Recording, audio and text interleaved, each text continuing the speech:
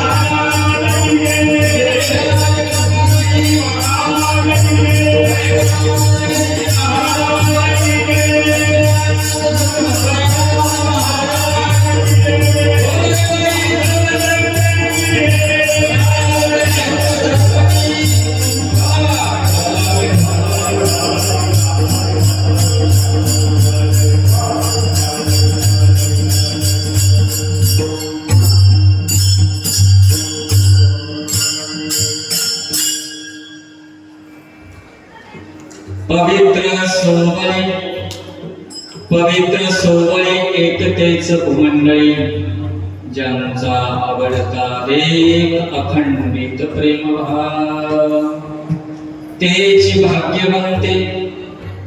भाग्यवंते सरती पुरती धनविद्ये, त्यांचा आवडता देव अखंडित प्रेमभाव. तुगा म्हणे देवा त्यांची केल्या पावे सेवा, ज्यांचा आवडता देव अखंडित प्रेम भाव.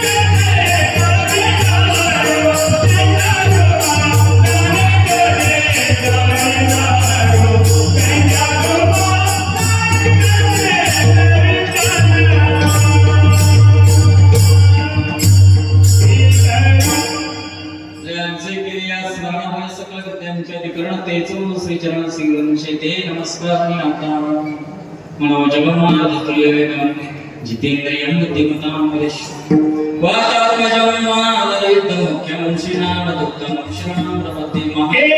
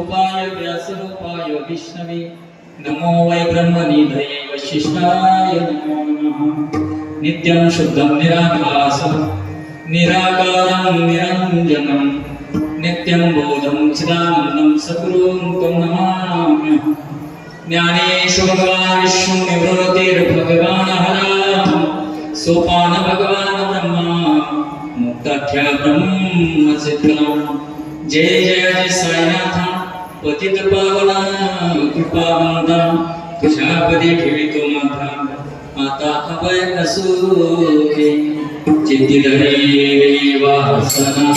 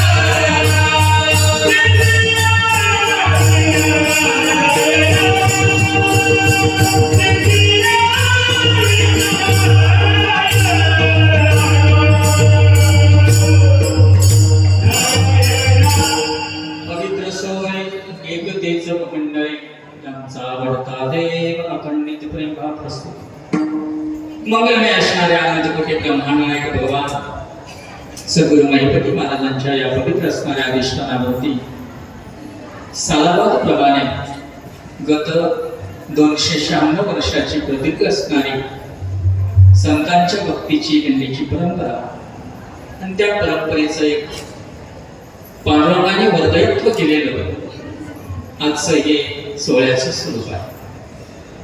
भगवंताच्या दिव्य दर्शनाला अनेक वारकरी मोठ्या श्रद्धेने अंतःकरणाने जातात. श्री क्षेत्र ताहराबाद वरून देखील दरवर्षी पांडुरंगाच्या भेटीला जाण्याऐवजी पांडुरंगाला आमंत्रण धाडून पांडुरंगाला घेऊन येण्याचा प्रघात आणि त्या प्रघातानुसार दरवर्षी आपला हा पांडुरंग उत्सव मोठ्या भक्तिभावाने तुम्ही आणि वारकरी सद्गुरु महिपती महाराजांच्या चरणावरती वाहत असतो. आणि या वर्षी पांडुरंग उत्सवाचं निमित्त साधून द्वादशीच्या पर्वकाळावर तुम्हा सर्व वारकरी संत मायबाबांच्या वतीनं विश्वस्तांच्या वतीनं आमच्या दिंडी सोहळ्याच्या वतीनं सर्वांनीच एक निमंत्रण धाडलं आणि त्या निमंत्रणाचं कुठेतरी संतांचं पायीला पूर्ण या ठिकाणची आजची ही सेवा आहे. विठ्ठलाला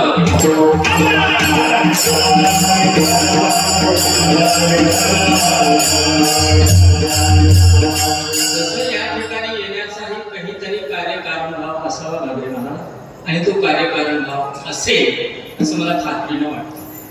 कारण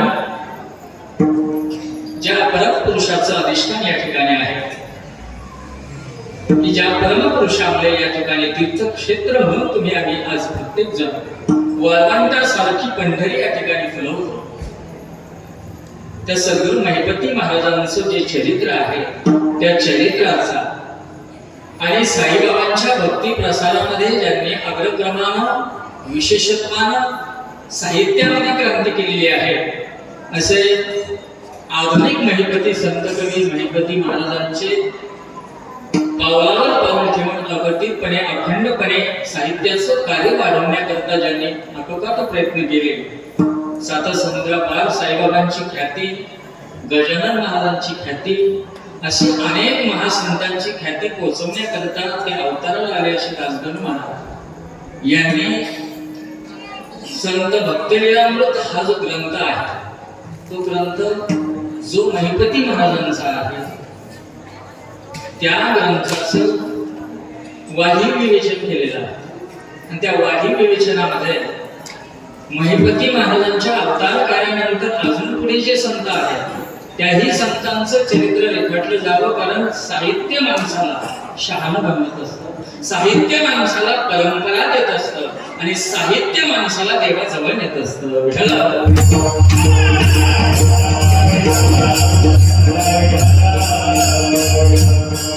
आणि त्या ग्रंथाचं जेव्हा मी अवलोकन करत होतो साईपेठेच्या माध्यमातून, तेव्हा त्या ग्रंथामध्ये जे त्यांनी 49 चरित्र रेखाटले आहे दासगणू महाराजांनी, त्या चरित्रामध्ये पहिलं चरित्र त्यांनी महिपती महाराजांचं रेखाटलेलं आहे आणि ते 94 ओव्यांचा प्रासादिक असणारा तो ओवी प्रबंध आहे.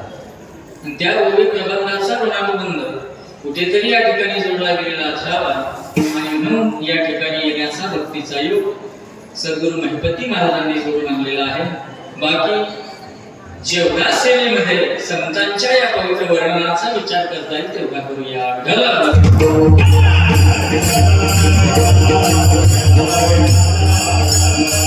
माझ्या कीर्तन सेवेकरिता तुमच्या आमच्या सर्वांचे परमसंत आदरणीय कांबळे काका आहेत, आमचे गाबडे महाराज आहेत, आमचे विनेकरी ज्यांना वारसा आहे विण्याच्या पवित्र आणि पावन असणाऱ्या त्या लौकिकाचा आमच्या व्यक्तिपरा विनेकरी बापू महाराज, तसेच मृदुंगाचार्य, सर्वच या ठिकाणी गुणवंत ज्ञानवंत कीर्तनकार महाराज मंडळी, साधक मंडळी, भक्त मंडळी, महिपती महाराजांच्या जीवनाचा ठाव घेतला असताना तुमच्या आमच्या मनामध्ये निर्माण झालेल्या भक्तीचं परिपूर्ण असणारं जे आपल्या अंतःकरणाचा जो भाव आहे ना, त्या भावाचं पुनर्जीवन करण्याकरिता हा अभंग घेतलेला आहे. जगदंबनी निवासी वारकरी संप्रदायाचे आध्यात्य असणारे तुकोबराय यांचा हा 4 चरणाचा वर्णन संतांचाच, परंतु त्या भूमिकेमध्ये अतिशय गोड आणि महाचिंतन या अभंगामध्ये दडलेलं आहे.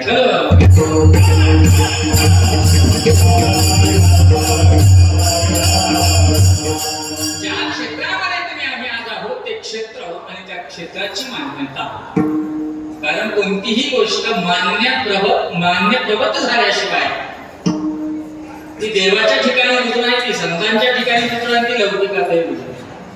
आणि म्हणून ती मान्यप्राप्त काय आहे बघा, जे क्षेत्र कशाला म्हणतात, ज्या ठिकाणी देव मान्यता आहे, ज्या ठिकाणी संत मान्यता आहे, ज्या ठिकाणी साहित्य मान्यता आहे आणि ज्या ठिकाणी लोकमान्यता आहे, या सर्वांचा मेळ एका ठिकाणी बसतो, त्या ठिकाणी संतांचं पवित्र आणि पावन असणारं अधिष्ठान प्रतिष्ठान उभं राहत असतं.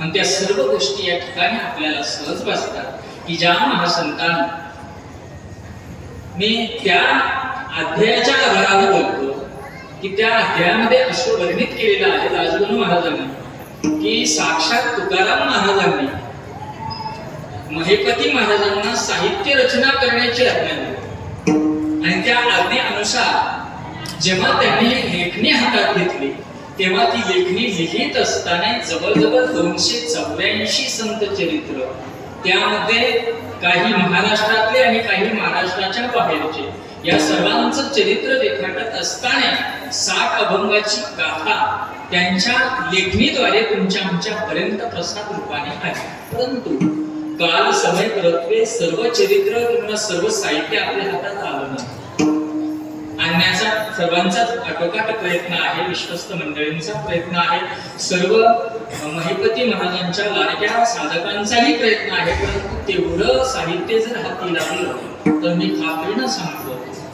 जो पांडुरंग परमात्मा सद्गुरु महिपती महाराजांनी तहारा वाजत आणला, तो पांडुरंग परमात्मा आपल्याला घरापर्यंत नेता येईल. विठ्ठल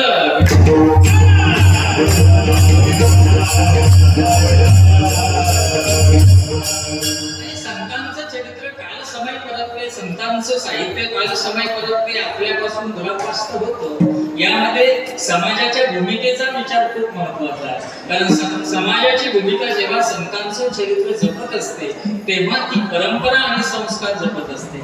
असो, परंतु जेवढं चरित्र जेवढं साहित्य आपल्या जवळ आहे तेवढ्या साहित्याच्या जोरावर एक अवलोकित करायचं झालं महिपती महाराजांच्या कर्तव्यपणा बाबतीत चरित्रामध्ये, तर संतत्व आणि दैवत्व या दोन गोष्टींचं मिश्रण म्हणजे महिपती महाराज आहे.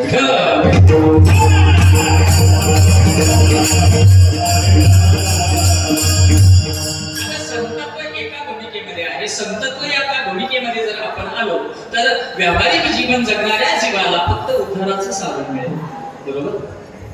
व्यावहारिक जो जीव आहे ना त्याला जीवन जगत असताना त्याच्या जन्माचं कारण आणि त्यानं त्या जीवनामध्ये करण्याची जी भूमिका कारण जी आहे ना त्या कारणाचा विचार संतत्व करत असते. म्हणून संत हे कधी तर तुम्हाला आम्हाला उद्धाराकरता उद्धाराच्या रस्त्याला उद्धाराच्या पैलतीराकडे घेऊन जात असतात.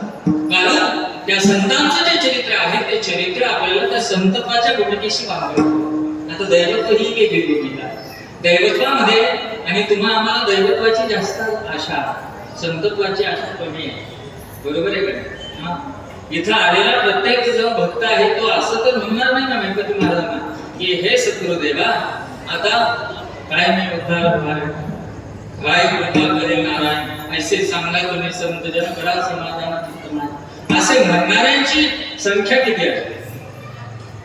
परंतु त्याही पलीकडे महिपती महाराज वार वडिलांपासून परंपरा आहे. जेव्हा जेव्हाही पांडुरंग उत्सव ताराबाबा भरतो ना त्या प्रत्येक उत्सवाचं न खंडता आमचा परिवार पालन करीत आहे. आता तुमची कृपा व्हावी, माझं घर-दार, माझी संपत्ती, माझं ऐश्वर्य, माझी मुलं लेकरं बाळ या सर्वांच्या जीवनामध्ये सुख आणि समाधान असे म्हणणारे किती असते. खरंच सांग, असं म्हणणार किती आहे? खरंच सांगू, राग नका मामा, 98% आणि 2% दैव संतत्वाचा स्वीकार करणार आहे. ते म्हणतात तुमची भेट झाली, आता मनात एकच आहे काय, कारण माझा उद्धार होऊन जावा, या जीवनाचं मला खऱ्या अर्थानं जे फलित आहे ते साधता यावं, ती भूमिका मूळ आहे. परंतु बघा, जुन्या काळामध्ये आताच्या म्हणजे ज्या बालवाड्या आहेत, जुन्या काळात बालवाड्या नव्हत्या, डायरेक्ट शाळेत जावं लागायचं. तेव्हा मास्तरची छडी निघायची नाही, त्या छडीच्या धागाने शिकायची. आता त्या लेकरांना शाळेचं वळण लावण्याकरता अगोदर काय लावला, काय देतात त्यांना ते नाही, त्याला पण वेगळंच आहे ते. पहिली नाही, पहिलीच्या अगोदरचं काय ते नर्सरी, तेच काय एलकेजी आणि युकेजी कोणती केजी काय कळलं. परंतु त्याच्यामध्ये त्या लेकरांना बोलावतात आणि बोलवल्यानंतर त्यांना नादी लावलं जातं. त्यांना नादी लावताना मग त्यांना चॉकलेट देते, कधी खायला देते, कधी काय तर कधी काय. नादी लावल्याशिवाय नादी लावलं. तसं दैवत्वाचा एखादा गुण जेव्हा एखाद्या तत्वापाशी दिसतो ना तेव्हा लोक नादी लावतात. कळलं का माझ्या भूमिकेत? तुम्ही समोरच आहात की नाही मला माहित नाही, पण ती एक भूमिका आणि असं विशेष दिसलं तर आपण लगेच तिथे बदली करू. बरोबर आहे का? महिपती महाराजांच्या जीवन चरित्रामध्ये देखील असंच आहे ना. एक मला वाटतं तिथे जवळे गावची घटना आहे. तिथे त्या सुनबाईच्या आहेत, त्या सुनबाई दररोज कीर्तनाला यायच्या. महिपती महाराजांचं कीर्तन चालू होतं. सासू काष्टवती, नवरा नास्तिक होता. ते काय बिचारीला कीर्तनाला जवळीला त्या सर्वांची अवहेलना करून त्यांचं प्रभुत्व तिनं बोलवून जुगारून देऊन ती स्वतः कीर्तनाला गेली. कीर्तनाला गेल्यानंतर बाबांचं दर्शन घेतलं, सद्गुरूंचं दर्शन घेतलं. तेव्हा ती दर्शन घेता म्हणाले, महाराज आता हे शेवटचं दर्शन. कारण तिला माहिती होतं पती आज्ञा म्हटल्यानंतर काय कारण ती शास्त्र प्रमाणित होती. जर ती महाराजांची भक्त होत तर ती शास्त्र प्रमाणित होती. आणि जेव्हा ती गेली, महाराजांना महाराज म्हणाले मला सर्व ठीक होईल, त्याच्यात काय होईल. परंतु जेव्हा घरी आली तेव्हा सासूने बरोबर होतो जास्त. सासूने तेव्हा सासू बरवायच्या, पोटात नाही हे म्हणत बरवायच्या मुलाच्या. आणि मुलगा पण तसाच आता करायचा. आता तसं नाही. आता सासूचं बरीच झालं, बरवणं बाजूला राहिलं, तिचं बरीच झालं. आता सून सांगत तसं तसं तो करतो. परंतु त्या काळाचा आहे. आणि त्या सुनेला त्यानं तिच्या पत्नीला इतकं मारलं तिचा जीव जायला अवस्था झाली. बरोबर आहे की. आणि अशा अवस्थेमध्ये तिचा आकांत चालू होता. आणि त्या आकांतामध्ये ती आपली ज्या सद्गुरूवर तिची निष्ठा आहे त्यांची आळवणी करत होती. आणि जेव्हा ती आळवणी करत होती तेव्हा ती धावत असं तिला वाटलं कोणीतरी मला वाचवेल. कवाड लावून घेतले, आतमध्ये मारत होते तिला. तेव्हा त्या कवाडाच्या आतून महाराजांचं प्रगटन झालं. आणि जेव्हा प्रगटन झालं तिची काही चूक नाहीये, चूक पांडुरंगाची नाहीये. तिनं माझा धावा केला, माझ्या कीर्तनाला आली म्हणून तिला मार बसतोय. कृपया विनंती आहे तिला मारू नका. आणि जेव्हा महाराज आतमध्ये कसे आले याचं अवलोकन ते करू लागले तर दरवाजा खिडक्या बंद आहेत. महाराज आतमध्ये कसे आले याचा अर्थ हे अचानक दरवाजे बंद असताना देखील आतमध्ये येऊ शकतात. म्हणजे हे प्रमाणित आहे. यांच्यामध्ये काहीतरी दैवत्व आहे. आणि त्यांनी लगेच त्यांची पाय धरले. त्यांनी पाय महाराजांचे धरले. तेव्हा साऱ्या गावाने धरले. महाराज अचानक आतमध्ये आले. दैवत्व जेव्हा दिसतं ना तेव्हा संत म्हणा लोक जे आहेत ना, लोकांचा जो आहे ना तो वाढतो बरं का. आणि ते संतांच्या भूमिकेमध्ये तो लोकांची त्यांना भूमिकेची आवडही नाही, पुन्हा ते वाढवतही नाही. त्यांना त्याच्याशी काही घेणं नसतं. परंतु समाज व्यवस्थेकरता काही गोष्टी कराव्या लागतात.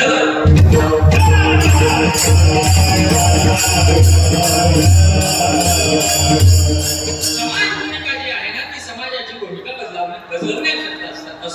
असं जे दैवत्व आहे त्या दैवत्वाचा मूळ अंगी गुण होता.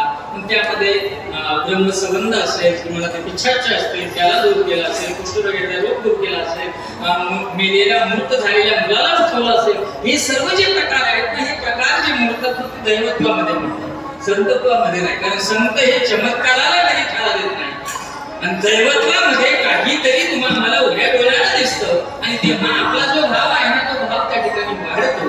आणि जेव्हा भाव वाढतो ना तेव्हा मग मात्र आपली भूमिका जी आहे ना ती भूमिका बदलून जाते. आणि दैवत्वातून हळूहळू आपण संतत्वाकडे येतो.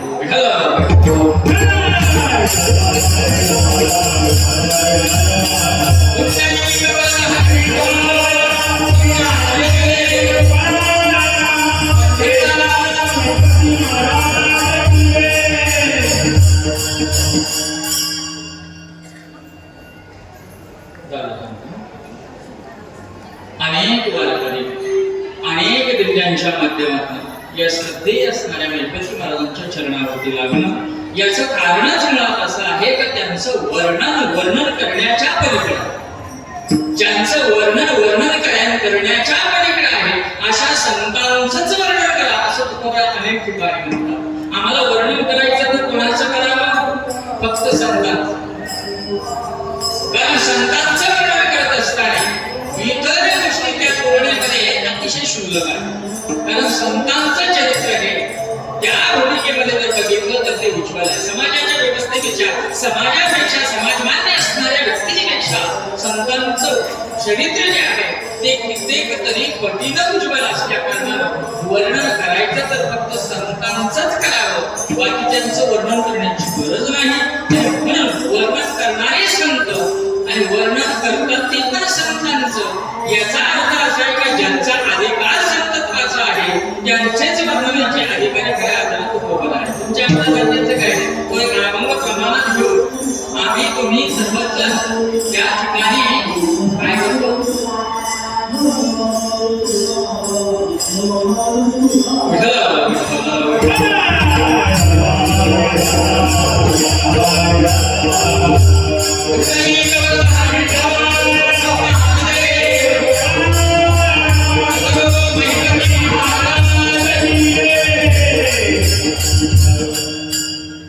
असं जे संतांचं वर्णन आहे ते वर्णन तुम्हाला आपलंसं करायचं आहे ते वर्णन नेमकं काय बघा. संतांचं वर्णन करण्याकरता संत लागतात, ही भूमिका महत्वाची आहे. संतांचा महिमा, संतची जाण का जाणते? कारण संतांचं वर्णन करायला संत व्हावं लागतं. अलग लक्षात, संत जाणण्याकरिता संत व्हावं लागतं. तुम्हाला आम्हाला महिपती महाराजांना जर जाणून घ्यायचं असेल तर आपल्याला महिपती महाराजांसारखं संतत्व अंगीकारावं लागेल. जेव्हा संतत्व आपण अंगीकारू तेव्हाच आपल्याला त्या संतत्वाचा प्रकाश पडणार. त्या उंचीवर पोहोचल्याशिवाय आपल्याला त्यांचा अधिकार कळणार नाही. मग तुम्ही म्हणताल महाराज तुम्ही संत झाले का? आम्ही संत नाही. आम्ही वर्णित केलेला अभंग आहे त्या वर्णित केलेल्या अभंगाची भूमिका तुम्हाला समजावून सांगतो आहे. वर्णन करणारे संत आहे आणि ज्यांचं वर्णन करतात ते सुद्धा संत आहे. याचा अर्थ दोन्ही उच्च कोटीचे अधिकारी आहेत. बघा आज संत कोणाला म्हणतात असं जर मला तर ज्ञानोबांची ओवी आहे, आत्मज्ञानी चोखटा. बरोबर ना? संतत्व म्हणजे नेमकं काय? जे आत्मज्ञानामध्ये चोखटी असतात. बघा तिथे एक गंमत आहे, तीची माझी रूपे. भगवंत म्हणतात जे आत्मज्ञान जाणतात ना ते माझेच रूप आहेत, म्हणजे माझे स्वरूपाने या मृत्यू लोकामध्ये आलेले आहेत. काही वेगळे देवते संत, देवते संत,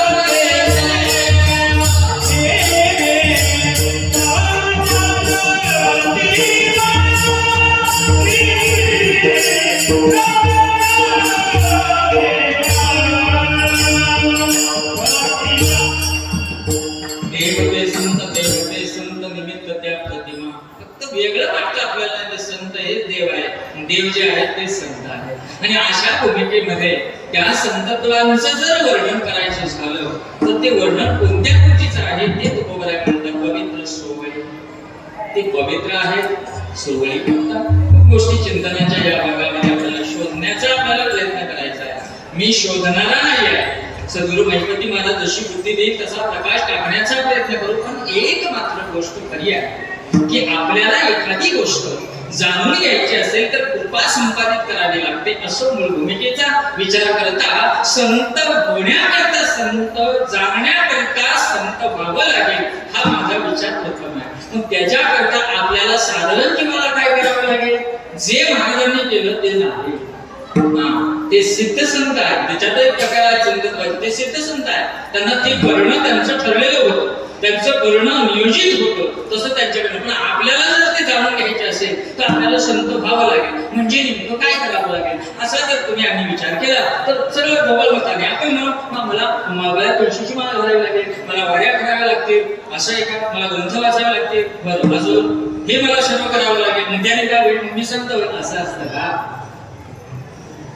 संत पण असं जर मिळत असतं तर संत खूप झाले असतात. मुळात संत होण्याकरिता आपल्या जीवनाचा व्यवहार जो आहे ना तो व्यवहार भक्तिमय करणं म्हणजे संत होणं आहे.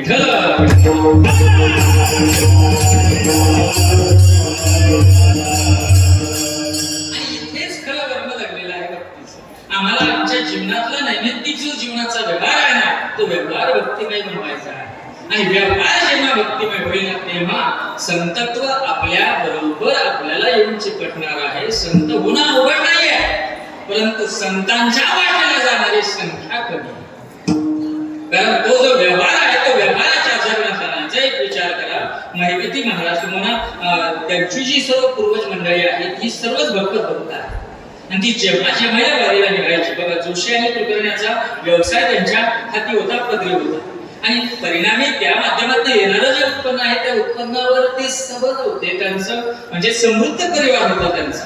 परंतु जेव्हाही वारीला निघायचे तेव्हा ते जेवढं मिळवलेलं आहे वर्षाकाठीचं तेवढं वाटून देत होते. ही भूमिका महत्वाची आहे. आपल्याकडे जेवढं आहे ते वाटून द्यायचं, मोकळं व्हायचं, मग वारीला जायचं.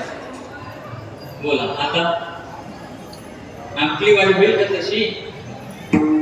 होत असेल ना तर आपण भरपूर जागा आहे देवस्थान हा काही देवळात वाटून द्या बरं. वाटून नाही आम्हाला वाटा द्या, वाटून नाही देणार. बघा वाटून देण्याची भूमिका, वाटून दिलं का सर्व तर मग निघायचं पुढं कारण मन